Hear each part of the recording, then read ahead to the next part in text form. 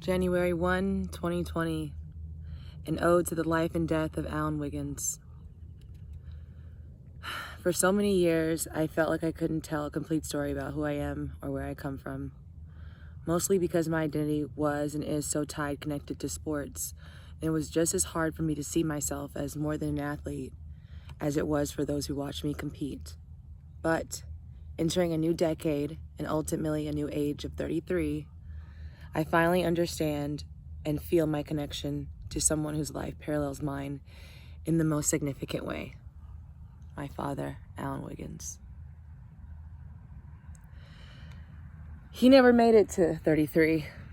He was just 1 month shy of that birthday on January 6, 1991. Around this time, I was 3. I never knew him in the same sense as my brother and sister, who could tell you so many details about his character and personality. What I do feel is the connection to him through my plight as a professional athlete. We both encountered a rise and fall that mirrors a similar trajectory. It has brought me to a similar point of isolation and loneliness, especially as an African American woman. What were his battles besides his own addictions and feelings of depression? Well, a lot of it was hidden, as my father felt it was no one's business what was going on in his life. I rejected this notion and continued to reject it. I always wanted to live for my father's legacy, and now I have a deeper understanding of what that is. To me, it means surviving the battle and living to speak up for the next generation so that they live just a little better. My father, without realizing it, did that for me. He dealt with the same matters that I dealt with.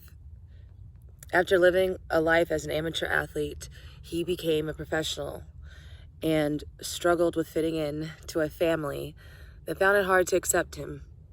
Like him, I often felt misunderstood for multiple reasons.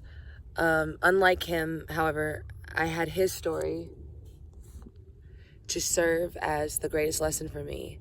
It is why when I retired at the same age as him, around 28 years old, I didn't feel as hopeless as he did. He was released against his will. I made a decision to retire.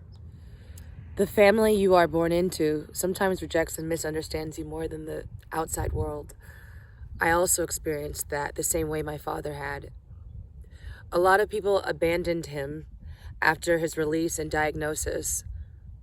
All the torment he endured from the world would have to be buried with his legacy. I'm still alive, but I felt that too. It seems a lot of times athlete stories that don't fit into a perfect box are casted out or recycled for easier distribution. But the truth is, it has taken me a long time, a lifetime, to get to the point where I'm perfectly comfortable sharing the two most difficult concepts that we learn on Earth: life and death. Sports has given my father and me so much, which is why I want to give back in service to sports for the rest of my life. I want to share more details about the life and times of both me and my father, because I know the best lessons to teach are the hard lessons that come from tragedy.